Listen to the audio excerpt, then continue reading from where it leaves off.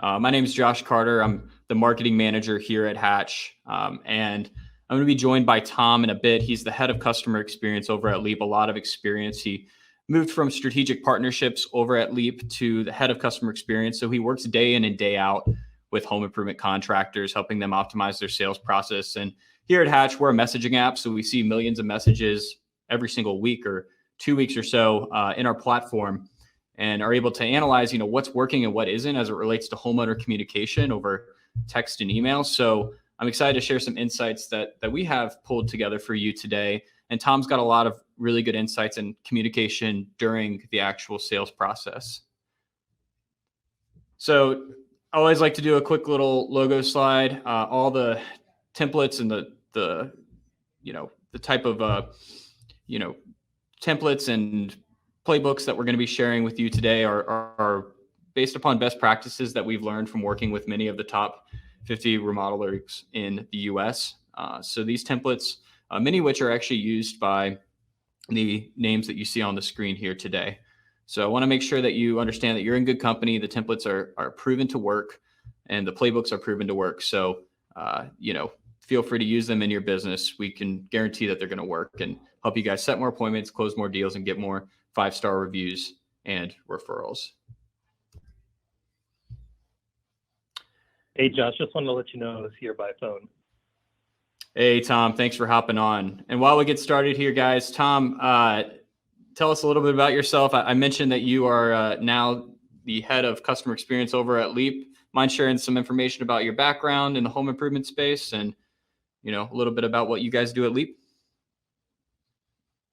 Yeah, absolutely. No, appreciate that. I've got about 20 or so years of home improvement experience, everything from tearing off roofs to installing to project management to sales.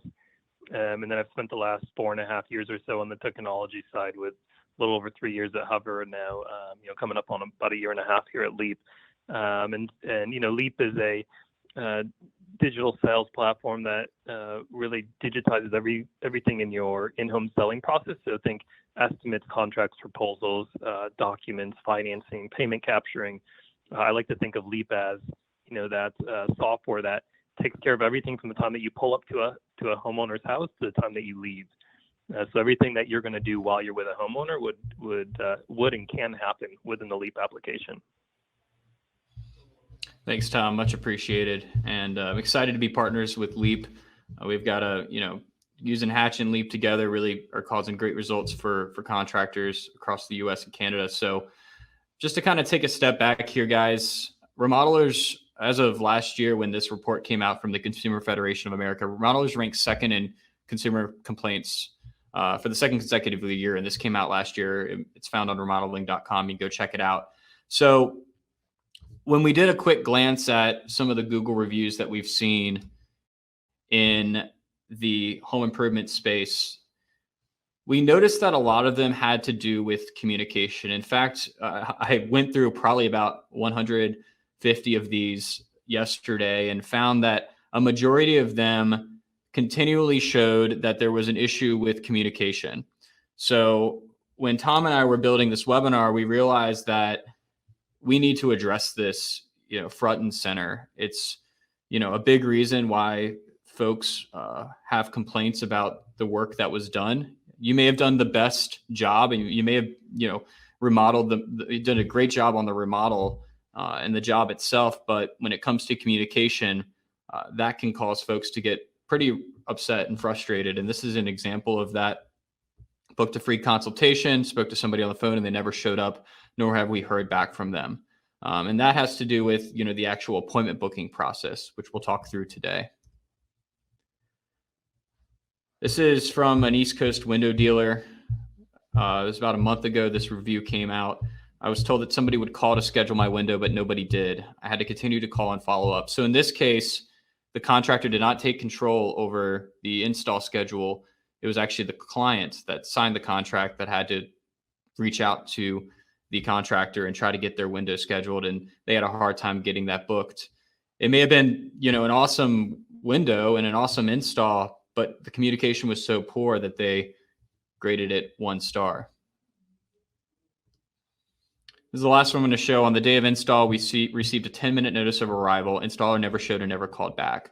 So that's an issue with systems sort of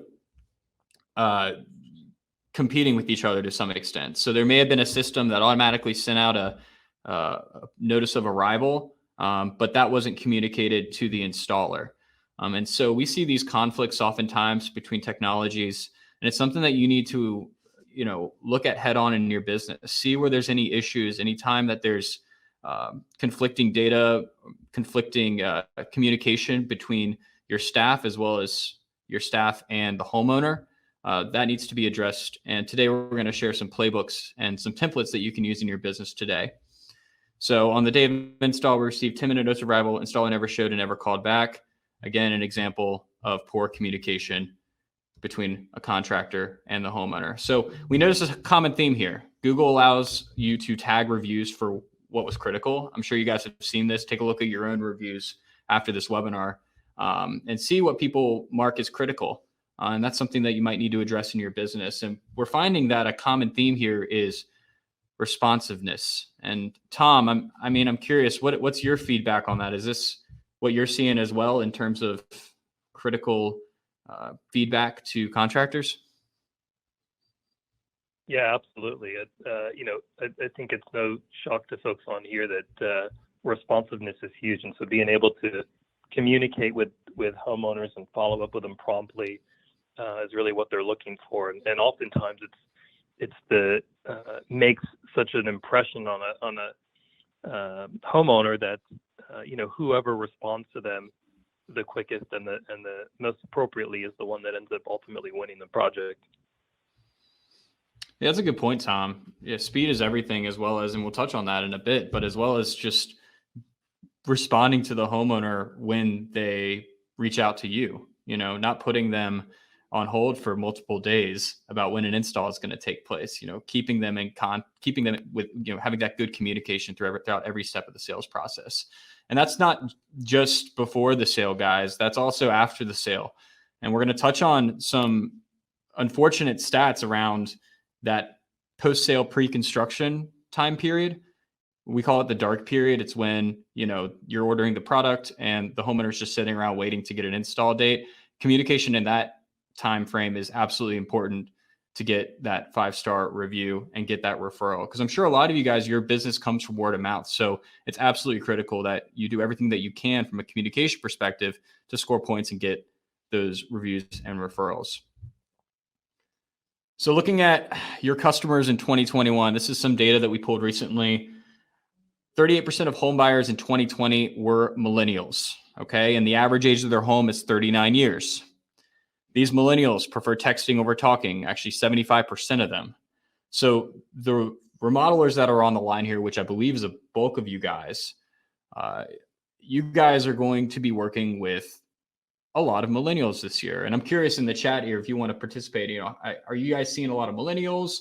Are you seeing more baby boomers? Because we see baby boomers as that next big segment here. Baby boomers actually were representative of 55% of remodeling or repair requests in 2020. And those baby boomers are actually predominantly own single family homes. So they're going to have that need for a project, and they spend 5 hours a day on their cell phone. And that's actually only a half hour less than millennials. So when we talk about communication, we need to also look at how people like to be communicated. It's not just making sure they're updated, because if you update them via email, maybe they're not even opening their email. In fact, the email is unfortunately not working as well as it did 5-10 years ago. So you're going to need to transition. We recommend here at Hatch to transition to a text-first approach, because most folks do prefer texting. In fact, the millennial stat right here says 75% prefer texting over talking. And since baby boomers are spending so much time on their cell phone and they do text, it makes sense to have that text-first approach. I'm not saying calling or emailing isn't important, but it's important that you also implement a text-first approach for your homeowner communication.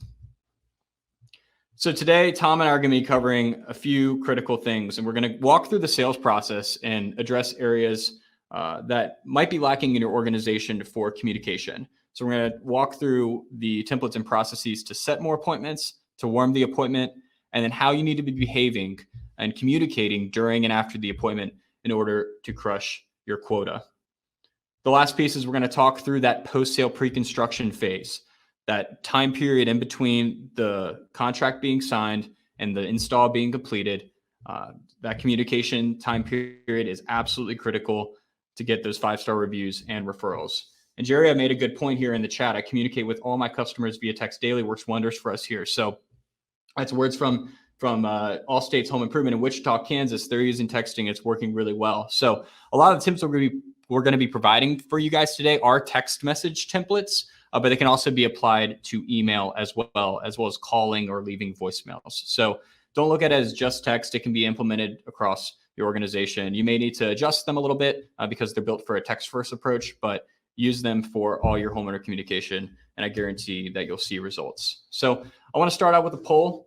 How are you communicating with homeowners today? I know, Jerry, I mentioned that they're using texting over at Allstate's. I'm curious what you guys are using. This will be a multi-select poll, so you can select multiple answers. I'm curious what you guys are doing today in terms of communication vehicle to get in front of homeowners today.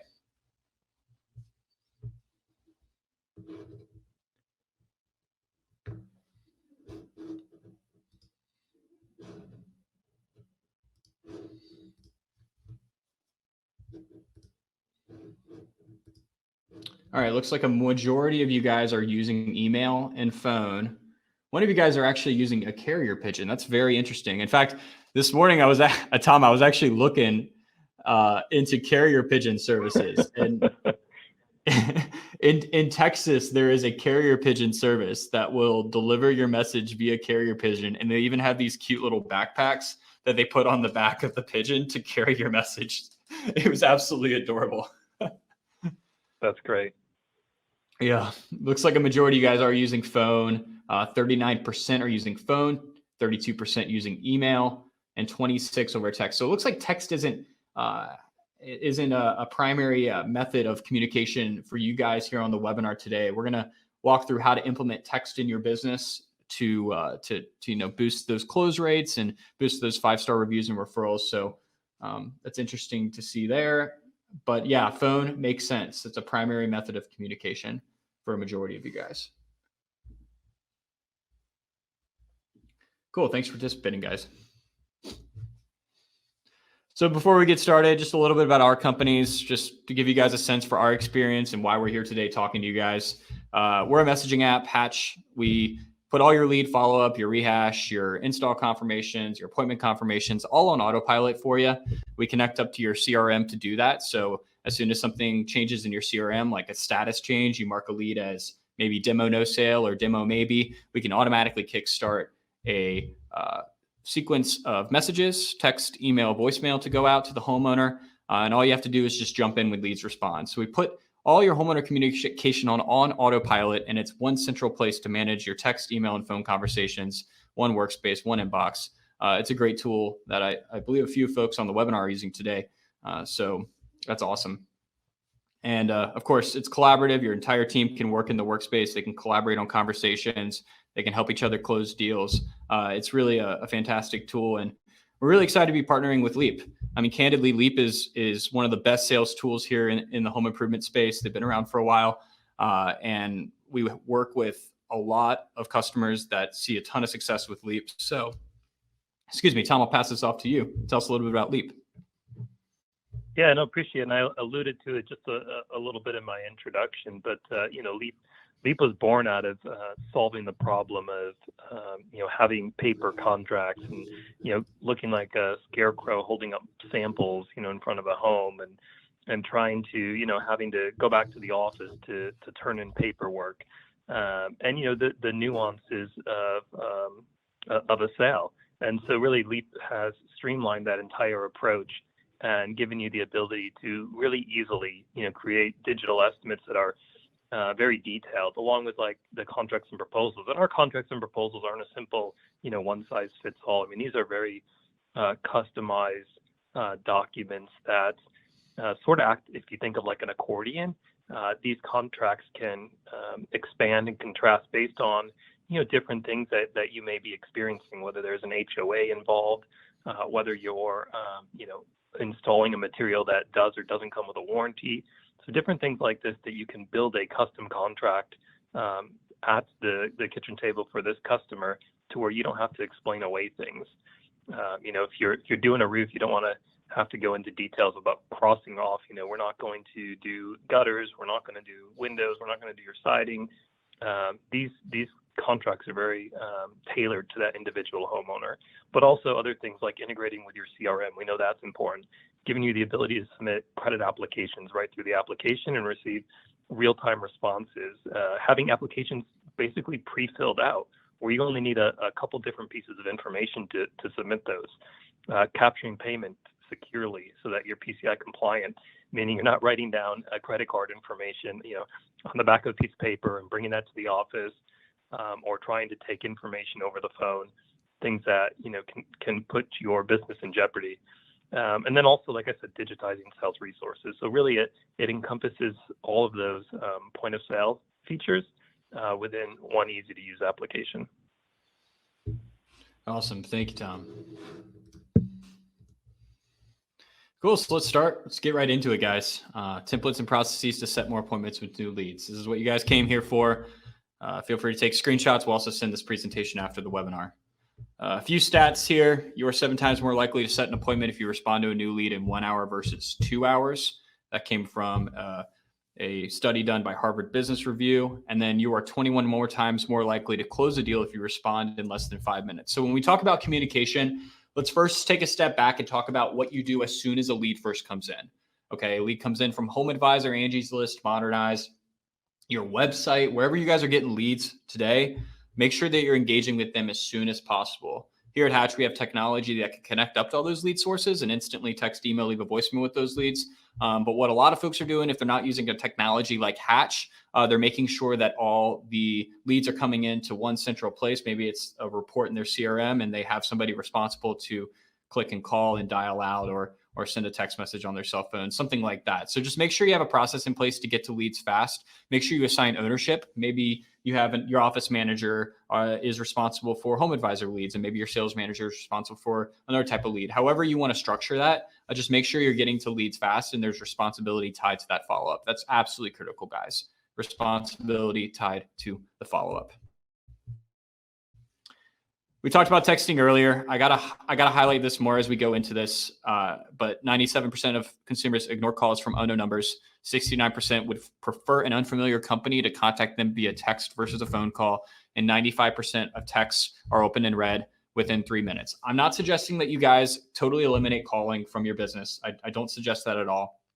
I'm suggesting you implement a text first approach. So start with texting. And then as you have that communication with the client over text, then when you call them, it'll be a familiar number and it's not going to end up in maybe a spam blocker in their phone, which is new with certain carriers like Verizon, as well as different apps like RoboKiller. I personally use RoboKiller. It screens my calls. But as soon as you start communicating with somebody over text and they give you a call, then that call is going to come through and they're going to recognize the number and answer it. Maybe they've saved you in their phone. So it's important to implement a text first approach for your new leads when they come in. So that way you're able to get in front of them because, again, 95% of texts are open and read within 3 minutes. So what does that look like? This is an example of that text, email, and phone call approach. Hey, Matt, this is Josh from ABC General Contracting here. I see here that you're looking to replace your roof. Do you have a few minutes to chat? The email is very similar to that. The only difference is we ask what time works for a quick call, because email is going to be more likely to be opened later on. If it is opened, more likely to be opened later on than a text. So instead of asking for a call just right then and there when the lead comes in, you may want to ask what time works best for a quick call so you can actually go ahead and schedule that. So there's a little bit of like a nuance here with text versus email. Text is going to be more immediate. Email is going to be a little bit more of a delayed. And folks that are just using email, we found end up having longer sales cycles than using text. So again, from a just getting that deal done quickly, I highly recommend text. I want to give you guys an example of a company actually doing this. I know we have a few bath fitter dealers on this webinar right now. This is Mark from Bath Fitter San Diego. He is using Hatch to instantly text, email, leave a voicemail when new leads come in. And this is an example of the immediate engagement, but then the follow-up. So it's not just that instant text that comes in, guys, it's also the follow-up that happens after, because oftentimes it takes 2 to 3, 4 touch points. And by touch point, I mean a communication to actually get somebody to respond, especially if it's a new lead that you're paying for. They've got that lead sold to 2 or 3 other contractors if it's a lead aggregator service like Home Advisor or Modernize. And in this example, sends out the first text, doesn't get a response, sends out the second text, have you started your project? How can I help? And then sends out the third text, I had a note to follow up and book some time to get a quote to something closer to the end of the week work. And then got a response, all right, what day can you come? They're able to book the appointment. Boom, boom, boom. Sold for $5,800. So this is an example, guys, of the importance of following up. It's oftentimes really easy to just reach out to somebody and then make a note maybe to follow up if they don't respond, but you need to have process in place to do that. So again, I can't stress this enough. When a new lead comes in, get to them as quickly as possible, but don't forget to follow up. If you have to set a reminder in your phone to follow up with somebody, or maybe you have a feature in your CRM to follow up with somebody, just make sure you're following up. And got to plug Hatch. We automate this for you. Day 1, day 2, day 4, day 7. We can send out a series of texts. You can structure it. We've got templates that work. But whatever you're using, guys, to follow up with leads, make sure that you're, creating this multi-touch strategy. Because again, it takes not just one follow-up to get an appointment booked. Sometimes it takes 2, 3, 4 follow-ups, especially if the lead's coming in from a paid source. Maybe it's a Facebook lead form ad, or maybe it's Modernize or Home Advisor. So again, I touched on this earlier, Bath Fitter, they were inconsistent. There wasn't, necessarily ownership with who was going to be handling these leads. They implemented a instant text, email, voicemail to every new lead. And then again, like I showed you earlier, they followed up until they got a response. And now they're estimating 5 times more paid leads. They've got a 33% close rate, and that brings them to $34K in sales just from paid leads last month. So that more than paid for their contracts for Modernize and Home Advisor. So in terms of scheduling, we talked about what to do to actually get the lead to respond. I want to show you guys some free scheduling tools. I had to do quite a bit of research, actually. There's a lot of tools that say that they're free, but it's really just a 14-day trial. So these tools are truly free. So go ahead and use them in your business. Tom, you use Calendly, right? Oh, I love Calendly. Yeah, I sync it across multiple calendars, and I use Calendly for everything. It's fantastic. Nice. Yeah, we have a lot of contractors that use Calendly when they go out and set the appointment. So they'll, send out that text. They get the homeowner to say, yeah, I can do, next Tuesday at 1 p.m. Then they go into Calendly, and then, they can send them the link to pick a time. It's fantastic. So I highly recommend that you use a scheduling tool. It puts the power in the homeowner's hands to actually book the appointment, and it can cross-reference your calendar so that way you don't get double booked. So it's a fantastic tool. As well as Setmore, you can book me in Acuity Scheduling. So try these out. They're free. They have paid plans if you want to expand your plan maybe to 4 or 5 users, depending on the service. But you can at least try it out in your business and see if it might work. So we've set the appointment. We've scheduled it. We use maybe a scheduling tool to help us find a time that works for both of us.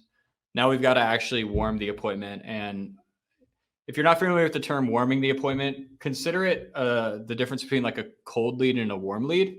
A warm lead is somebody that's engaged with you in some way, shape, or form. A cold lead doesn't even know who you are. And if they do, they don't know what you guys do. So we need to take this appointment from being just a transactional type thing. Hey, we're doing this appointment tomorrow at 1 p.m. to actually setting expectations about the appointment, making them familiar with your processes, the products and services you guys offer, warming that up. So we've got to confirm the appointment at a bare minimum. And we also need a process to reschedule if somebody cancels. These are templates you can use in your business. Feel free to take a screenshot. We'll send these after.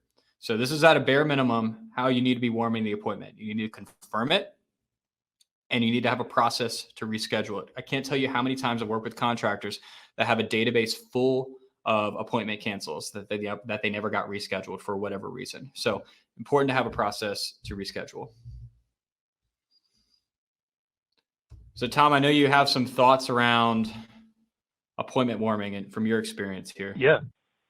Yeah, yep, yeah. So it's super important, as you mentioned, to be in contact with that homeowner. But also, sending a picture of the sales rep that's coming out to the home can really help give some personality to who their homeowner is meeting with, and make it a more personable approach rather than feeling like a business transaction. So sending a picture of who the sales rep's going to be, who will be coming out to the home, what to expect, maybe a picture of the car or the truck or the van that will be showing up, and then also communicate what that process looks like once I show up to the home. Give that homeowner an idea of, will I be walking around the outside of their home? Will I be showing up with a colleague of mine? Will I need to gain access to an attic or to a crawl space? Or what should that homeowner expect? Should they put their dog away? Should they devote an hour to this? Should they devote 2 hours to this? So making sure that you let them know as much information as you can about what to expect during the appointment, outlining what the sales process is. And then, in today's day, it's important too to communicate, how you're going to conduct that appointment. Are you wearing booties? Do you have a face mask? Are you wearing gloves? Are you sanitizing things, before you go into the home? So really, letting them know what steps you're taking to ensure, not only your safety, but their safety and the safety of their home. So these are all good things that you can do even ahead of the appointment that really set the stage for that homeowner on what to expect, and you move that lead from a cold lead to a warm lead. Absolutely. Thank you, Tom. And then, of course, like when you actually run the appointment, that communication is just as critical. So, Tom, I know you have some thoughts around during the appointment because you see that firsthand with Leap being that in-home selling.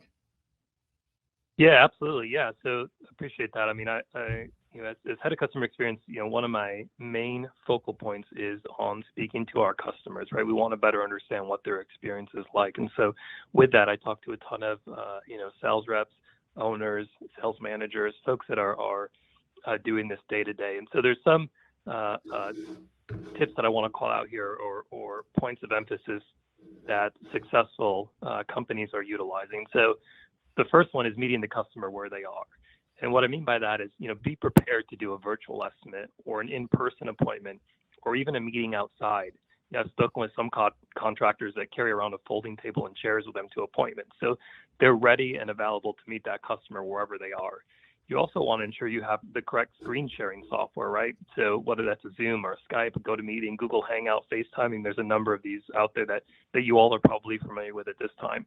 One of the biggest things I'll tell you, or that I can add here, is make sure you turn your cameras on. By turning your cameras on, you're going to get the attention of that homeowner that you're meeting with, and it makes it a much more intimate or personal experience for them. Also, be able to close the deal remotely or in person, right? You want to have those digital resources as well as the traditional brochures. You want to be able to show them different options and packages digitally, and you want to have a way to securely capture that payment or secure financing, and also to sign a contract. So you want to make sure that you're prepared to meet that customer where they are. The second one is to educate the homeowner. And most homeowners only will replace a roof once in their lifetime. So it's important to make sure they understand the process. And even when it comes to remodeling a bathroom or getting new windows, these aren't things that they do every day. So they're not as familiar with the process and what to expect as you are, being the expert in this field. So take time to explain to them, how you're going to do specific things, whether it's tearing out a bathroom or tearing off a roof or removing a window. And get very detailed. As a former contractor, a former roofer, I'm telling them, hey, we're going to remove the siding on this dormer. We're going to run some water shield up the wall to prevent water from leaking in. Or, hey, we prefer going with a synthetic underlayment over felt paper, and here's why. So really kind of getting into the weeds of that with the homeowner and educating them, because the more that you educate the homeowner on the process, the more likely they are to go with you. If that homeowner is getting meeting with 2 other contractors, and you took the time to go through the entire process, they're sort of using that as a checklist of, hey, this other contractor I met with didn't tell me these things. There's perceived value being built in there as you're going through those different steps. Third, offer payment options. We all buy things with a monthly payment, whether it's our mortgage or rent, our phone plan, our Netflix account, a car, or even just our utility bills. So we need to give that option to customers. It's funny, nothing's worse than having a customer tell you you're too expensive, and then you drop the price from 15,000 to 14,000 or 13,000 or even 12,000, and they still can't afford it. And it was never about that $3K difference. It was about the affordability. So that same customer may be able to afford a $200 a month payment, which could translate into a $20,000 project. So it's really important to offer that customer payment options. There's two types of buyers, right? There's the ones that have the money in the bank to pay for the project, and there are the customers that don't have that full amount today, but are able to fit a payment into their budget over time. And generally speaking, with financing, there's options for both of those, right? They can have a monthly payment that's 12 or 18 months, no interest, so they can keep the money in the bank, earn interest on it, and borrow the money to get the project done. And then there's options, a low monthly payment option that's spread out over a number of years, so that those customers have a way to pay for their project, regardless of whether they have the funds today or not. My next one is set realistic expectations. This is where I think for me, this is where a lot of my former competitors failed. They didn't let the homeowner know that there would be people on the roof at 7 a.m. And that led to angry calls from customers, or that we'd be tearing off tens of thousands of nails and debris, and that despite our best efforts, they may find a nail here or there, even after we've rolled magnets across their lawn a dozen times. They didn't tell them that we need to park a 30-foot dumpster in the driveway, and that it'll get there a day before we start, and it might be there a day after we leave. So by setting the right expectations at that time of sale, you can mitigate those future problems. Next, asking for reviews. So I think we all know that asking for reviews is helpful, right, in building a strong brand and for getting new business. But some of the best sales reps I speak to, they ask for the review before they even sign a contract. And so, how do they do it? Well, I spoke with Chad Castrelli of New Look Home Design the other day. He calls this giving back the win. And what he does is when a homeowner says, hey, listen, Chad, you're at 12,000. If you could get this down to 11,000, we'd have a deal. But instead of just agreeing and shaking hands, he asks that customer, he says, listen, if you get on your phone or your computer right now, leave me a positive review, we have a deal. So he gets that homeowner to actually leave a review right then and there. So that not only helps in creating a positive review, but it also helps combat that customer from having buyer's remorse and canceling within that 3-day right of rescission period. So you're kind of killing two birds with one stone. Lastly, asking for referrals. We all know that asking for referrals is great. The best contractors I speak to get at least 3 referrals from their customers, because they know that referral customers have a higher likelihood of closing. So doing all these things will certainly help you be more successful in closing the deal. But Josh, I'm going to turn it back over to you, because if you don't close on that first call or visit, there's still hope. And so I know you have some best practices for following up with a customer and addressing their objections, in a timely manner. Yeah, that's fantastic, Tom. And your point about asking for reviews throughout the sales process is almost like a selling tool. And then of course they're going to be more comfortable and feel like they got a good deal, because all they had to do to lower the price from maybe 12K to 11K was to write a positive review. And the review can just be about the sales process, which was positive. They got the deal that they wanted, right? Yep, exactly. I love that, Tom. So what happens if, the one call close doesn't happen? What happens if you go into the home, you estimate, and the homeowner says not now, or says no, or we need to collect other quotes? What do you do? So these are a series of templates. I'm not going to go through each one of these. I'm just going to talk high level here. You can implement these in your business. I'll send this over after the webinar in a PDF that you can copy paste. But really, I just want to focus over here on the left-hand side on stage. I encourage you to set up your CRM in a way that allows you to filter deals based upon, the disposition of the appointment. So for example, demo maybe is the lead is thinking it over. Demo not sold means that they just didn't sign. Maybe they even gave you a hard no. And then no sale is, for a fact that they went to the competitor. So if we go left to right here, if somebody is marked as demo maybe, or the lead's thinking it over, it's important that you establish credibility, because they might be shopping around for other quotes. They might be talking it over with their spouse. It's important that you make them feel comfortable with the work that you guys do. So one method that's actually pretty effective that folks are doing recently is getting homeowners in the same neighborhood or maybe in the same town to approve the use of their address as like a reference account or a reference home. So for example, hi Tom, this is Josh with ABC Exteriors. Want to send you over a couple addresses of siding jobs we recently completed nearby, so you can go check them out. I'm confident you'll love our work. And then they sent over 2 addresses of recently completed jobs that were about, a half mile away from the other home, so they can just drive over and check it out. I've seen a lot of folks use this in their advertising strategy too. They send out a Facebook ad and they target just a specific neighborhood, and they have a picture of the home in the neighborhood that everybody recognizes because, there was new exterior job that was just completed. And so this applies specifically for exterior contractors, but there are certainly homeowners that, if incentivized, and we've seen this with gift card incentives, will actually be willing to let prospective homeowners, your leads that you're working to close the deal, actually walk in and see the work that was completed. So there's certain ways you can establish incentives in your business with customers that have had their install completed to actually show off their work. The next piece is the servicing objections component. So if a lead was not sold, you need to understand why.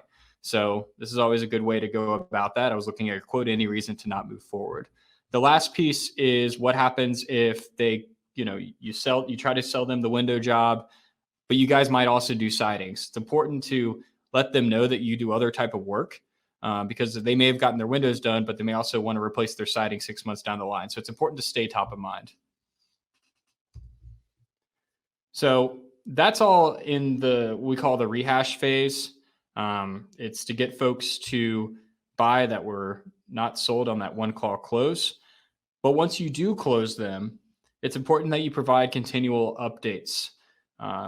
Tom, you were talking about this earlier, using the word buyer's remorse, or that 3-day period where somebody can cancel their contract. It's important that you provide updates to the homeowner so that way they have a comfortable experience and they know the timeline is going to be the timeline that was agreed upon at the contract. So it's important to continually provide updates on where their materials are. Maybe you can let them know that you just ordered the windows from the manufacturer and that they're going to be arriving in 2 weeks, and that we plan an install for 3 weeks down the line, and just give them a general date range so they can plan their life around that. I know folks that have had to actually cancel vacations because there was only 1 or 2 days available for the install and they were going to be out of town, but they wanted to get that install because they already put down a 50% deposit. So it's absolutely important that you provide updates so that way the homeowners can be more comfortable with you and you provide them that good experience. So I call this period the dark period. It's that period in between the sale and the actual installation. And so this is just a general timeline I'm going to walk through, guys, for you to use in your business. Day 1, you book the job, send a text, send an email, maybe even drop a voicemail from the owner that thanks them for their business, make them feel that they're getting a personalized experience from the owner. It's going to go a long way. In fact, we've seen a lot of Google reviews of folks that do this. They say, wow, the owner called me or the owner sent me an email. It was very nice gesture. I feel, excited about this job that's going to be completed. The owner actually cares enough about my, $6,000 window job. It's great. So day 1, thank you from the owner. Then the next week, send out some information about the product warranty. This part oftentimes gets kind of brushed under the rug in the early stages of the sales process, or at the contract level. So it's important you resurface that warranty info, make them feel comfortable about the warranty that you're providing with them. Maybe it's a manufacturer's warranty, maybe it's a warranty that you guys provide. Surface that up so that they know, if anything happens down the line, I'm going to be well protected. This is a great company, reputable company. They've got a great warranty. That works really well. Day 18, this is just a 30-day install period. If you've got a shorter install period, feel free to scrunch this up as it relates to your business, or if it's longer, multiply by 2 times, 3 times. But day 18, which is the following week, provide a similar before and after of a similar job, right? So if you do, recently did a bathroom that used similar material, make sure you're taking before and after pictures and sending that over to the homeowner. That's going to make them really excited. They're going to say, wow, my bathroom's going to look like this. I'm so excited. I can't wait for them to install. It's going to provide that good experience for the homeowner because, again, they got a thank you from the owner. They got warranty info, and now they know what it's going to look like, at least, a general idea. And it's going to just get them excited for that install. And then, of course, you got to schedule and confirm that installation. So as soon as the product arrives, your installers are available. Send them a picture of the installers that are going to come by, maybe their COVID procedures, and confirm that installation. So this is like in a nutshell, the general thought around this dark period communication structure.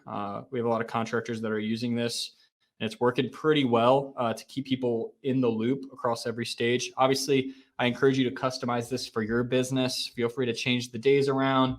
Maybe you want to add more touch points, but this is just a general once a week touch to the homeowner. It's going to get them excited for their job, and it's going to increase your likelihood of getting that 5-star review or referral because you're going to keep them in the loop. Again, that story I mentioned earlier about somebody had to cancel their vacation because there was only 2 days available for an install, and they already put down 50%, and they didn't want to wait another 3 months to get the install done.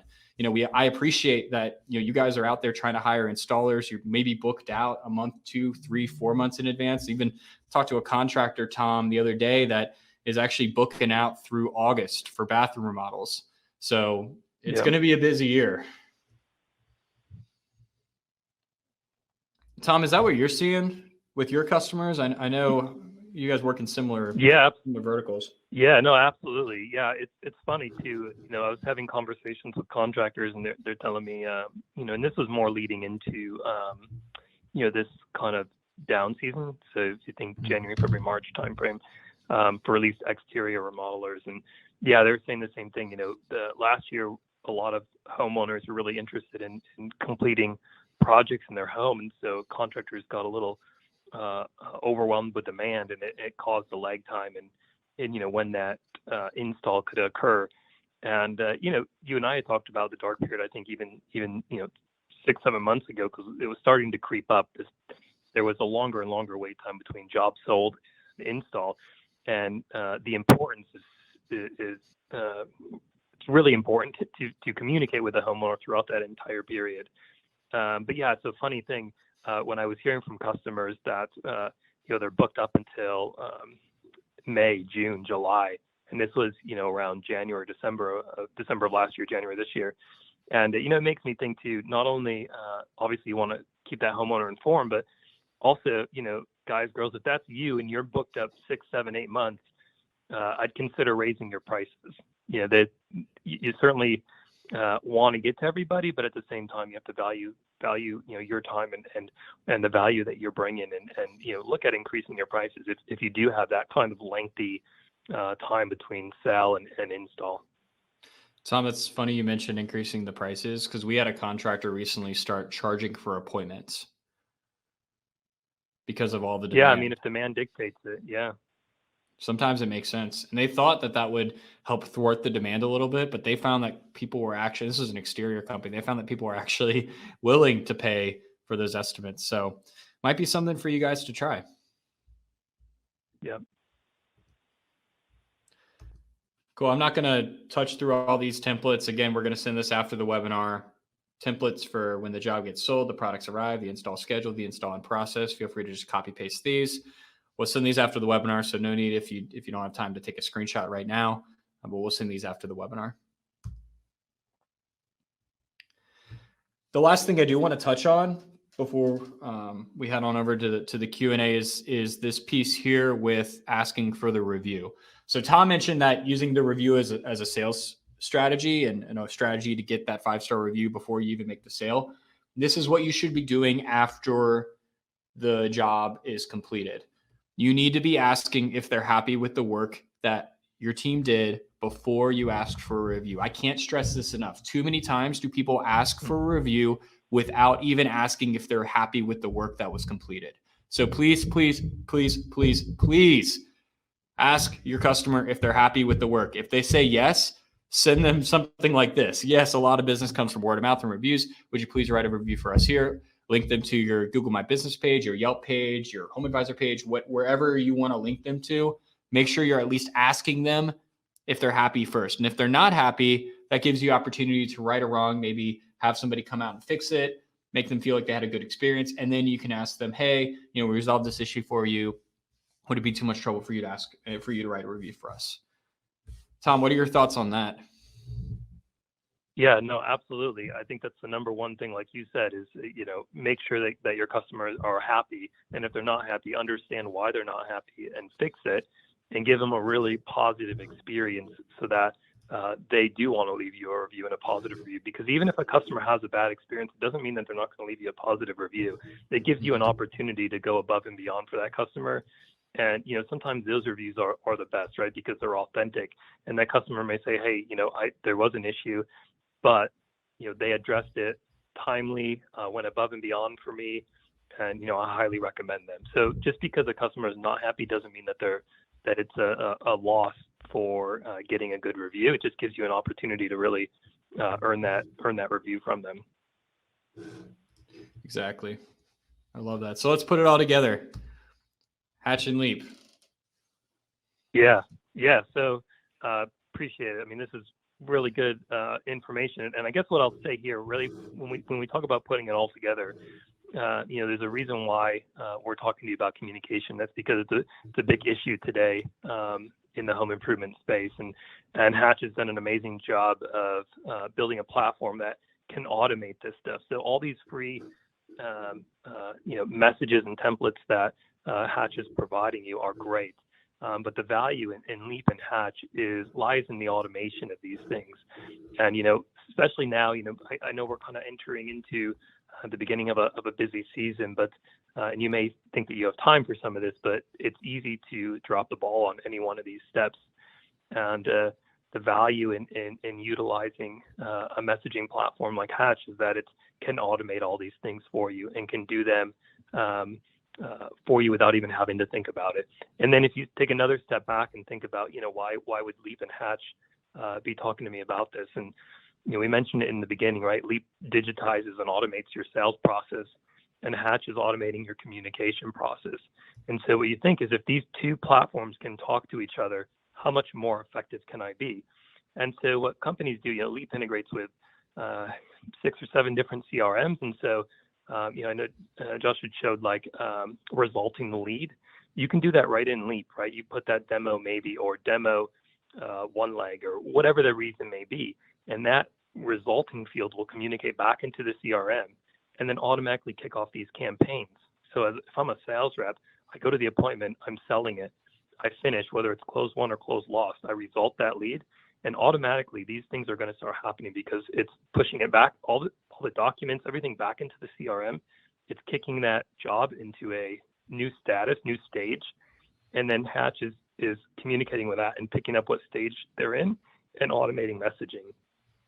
So really, and I left out the beginning funnel, right, of that lead coming in and automating that process of warming up the lead, communicating with them, letting them know what's going on, and then giving them that full experience of a digital buying experience when you're with them, so that all your documents are digital. You're able to meet the customer where they are, whether that's in person or remote, and you're able to offer them a smooth, seamless experience from start to finish. So really meeting and hopefully exceeding their expectations.